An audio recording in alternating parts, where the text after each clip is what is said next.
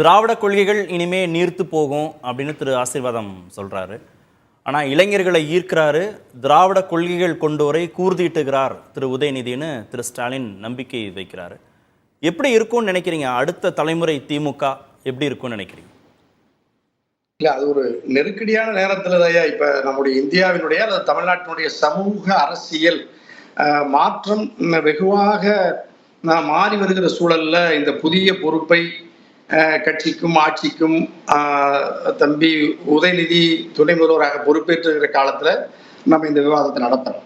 அதுல தலைப்பே எதிர்கால அந்த திராவிட கருத்தியல் கோட்பாட்டு கூர்மை எப்படி இருக்குன்னா, அது உண்மையிலேயே தளபதி முதல்வர் ஸ்டாலினுக்கு இணையாக அல்லது அதை விட கூடுதலாக உதயநிதி அதுல உறுதியா இருப்பாருன்னு நான் உறுதியா நம்புறேன். அதுல எங்க ஆச்சாரியா வேறுபடுவாரு. ஆனா எனக்கு நல்லா தெரியும், அந்த குடும்பத்தை பொறுத்த வரைக்கும் அந்த தந்தை பெரியார் பேரறிஞர் அண்ணாவினுடைய அடிப்படை கொள்கையிலிருந்து அந்த திராவிட முன்னேற்ற கழகம், அது அந்த குடும்பம் முழுமையாக 100 விழுக்காடு அதை பற்றி நின்று பயணிப்பாரு. அது கட்சி தேர்தல் அரசியல்ல அது எந்த அளவுக்கு கை கொடுக்கும் திமுகவுக்கு? இல்ல, அதுதான் இவ்வளவு நாளா அவர்களுக்கு அரணாக இருந்து இந்த கட்சியை பாதுகாத்து இந்த கட்சியை ஆட்சி அரியணைக்கு மக்களின் பேராதரவோடு வாக்களிப்பு மூலமாக அதை நிறைவேற்றி தந்தது மக்கள் தானே. அப்ப இதுவரைக்கும்ங்கிறதுல இருக்கக்கூடியதை புரிஞ்சுக்க முடியுது. இனிமேல் ஒரு பக்கம் பாஜக வீரியமா அங்க வளரணும்னு நினைக்கிறாங்க. திரு விஜய் வருகிறார். இந்த சூழல்ல திரு உதயநிதியுடைய அரசியல்ல திமுகவுடைய தேர்தல் வெற்றிகள், தேர்தல் அரசியல் அவங்களுடைய பங்களிப்பு எப்படி இருக்கும்னு நினைக்கிறீங்க? இல்ல, இது சவால் நிறைந்ததா இருக்கும் ஐயா.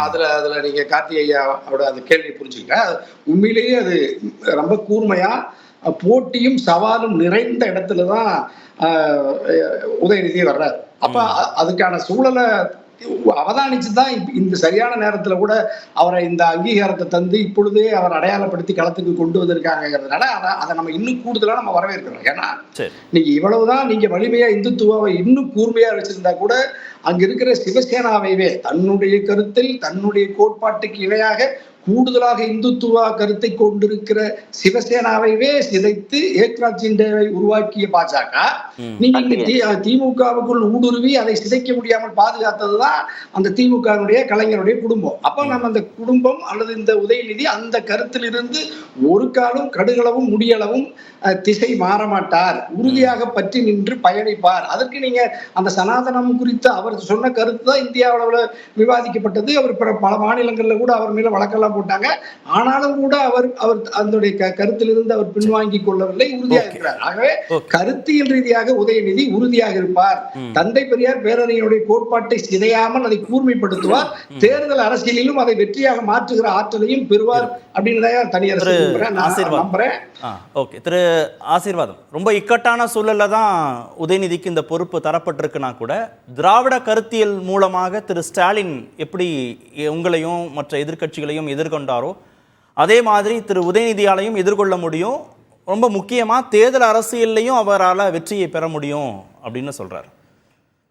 கார்த்திகேயன், முதலமைச்சர் ஒரு வாழ்த்து தெரிவித்து ஒரு தன்னுடைய கருத்துக்களை வாழ்த்தாக தெரிவித்துள்ளார். அதை நான் வெர்பாட்டியமா படிக்கிறேன். ஒரு 3 பாயிண்ட் தான். முதலமைச்சரான எனக்கு துணையாக அல்ல, இந்த நாட்டு மக்களுக்கு துணையாக உதயநிதி இருக்க போகிறார். தனக்கு வழங்கப்பட்ட விளையாட்டுத்துறையின் மூலமாக இந்தியாவின் கவனத்தை மட்டுமல்ல உலகின் கவனத்தை ஈர்த்தவர் உதயநிதி. தமிழ்நாடு அரசின் சிறப்பு திட்டங்களை மிக உன்னிப்பாக ஆய்வு செய்து வருகிறார். அவர் இன்னும் கூடுதலாக உழைக்க வேண்டும் என்பதை மனதில் வைத்து துணை முதலமைச்சர் பொறுப்பு வழங்கப்பட்டுள்ளது. முன்னிலும் கூடுதலான உழைப்பை செலுத்திட வேண்டும். அது முதலமைச்சர் என்ற முறையிலையும் திமுகவுடைய தலைவர் என்ற முறையிலையும் அவர் ட்வீட் பண்ணாதான் நான் பாக்குறேன். தந்தை என்ற ஸ்தானத்துல ட்வீட் பண்ணலன்னு நான் நினைக்கிறேன்.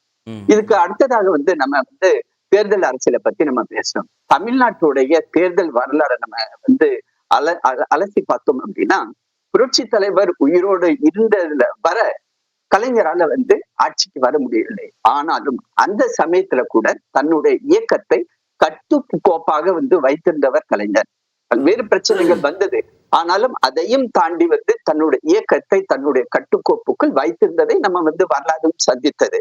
ஆனால் தமிழகத்தோட இன்னொரு வரலாறு என்ன இருக்குதுன்னா, அடுத்தடுத்த ஆட்சி மாற்றம். அதாவது 5 வருடம் ஒரு கட்சி, அடுத்த 5 வருடம் ஒரு கட்சி, ஒரே ஒரு சேஞ்ச் மட்டும் 2016 நடந்தது.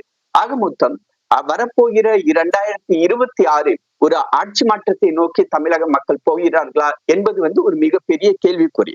அதுக்கப்புறமேட்டு திரு உதயநிதி ஸ்டாலின் வந்து இப்ப கொஞ்ச நேரத்துக்கு முன்னாடி அங்க வந்து ஒரு பிரசம் மீட் பண்ணும்போது மிக அருமையான ஒரு வார்த்தையை சொல்லியிருக்காரு. என்ன சொன்னார்னா, விமர்சனங்களுக்கு என் பணியால் பதிலடி கொடுப்பேன், எல்லாரும் எதிர்பார்க்கிறதே மாதிரிதான். நீங்க வந்து இந்த உங்களுக்கு கொடுக்கப்பட்ட இந்த மிகப்பெரிய பொறுப்பு, அதுவும் மிக இளம் வயதில் உங்களுக்கு இந்த பதவியை பெறுவதற்கு திரு மு.க. ஸ்டாலின் பல வருடங்கள் காத்திருந்தார்.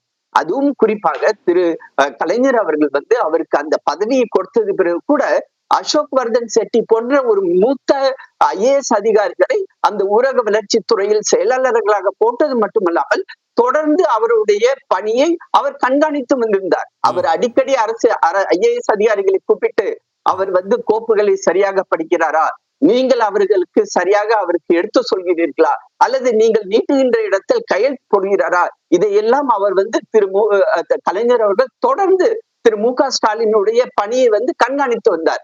அது மாதிரியான ஒரு கண்காணிப்பு வளையத்திற்குள் இவர் வந்து ஒரு சரியான ஒரு IAS அதிகாரிகளை IPS அதிகாரிகளை தன்னோடு வைத்துக் கொண்டிருந்தால் ஒருவேளை வந்து திரு மு.க. ஸ்டாலின் உதயநிதியுடைய நலம் விரும்பியாவே மாறிட்டீங்க போல இருக்கே. இல்ல இல்ல இந்த கேள்வி நீங்க கேட்டதுனால இல்ல அதாவது நான் வந்து நேர்ல அவங்க கூட பயணம் செய்ததுனால இந்த பயணத்துல எனக்கு தெரியும் இதெல்லாம் செஞ்சிருவாருன்னு நம்பிக்கை இருக்கு திரு ஸ்டாலினுக்கு. இதெல்லாம் செஞ்சிருவாருன்னு நம்பிக்கை இருக்கு. கட்சியை வந்து அடுத்த கட்டத்துக்கு கொண்டு போயிருவாருன்னு நம்பிக்கை இருக்கு. அது வந்து சவாலா மாறுமா? தேர்தல் அரசியல் வருகிற போது எதிர்கட்சிகளுக்கு சவாலா மாறுமா? முக்கியமான பாயிண்ட், ஒரு நிமிஷம், முக்கியமான ஒரு பாயிண்ட் மட்டும் நான் சொல்லிடுறேன். இந்த இடத்துல ஒரு முக்கியமான ஒரு விஷயம், இன்னைக்கு திரு மு.க. ஸ்டாலின் அவருடைய ப்ரெரோகேட்டிவ் வச்சு, அவருடைய தனிப்பட்ட விருப்பத்தை வச்சு யார வேணாலும் அவர் வந்து எம்எல்ஏ ஆக்கலாம்.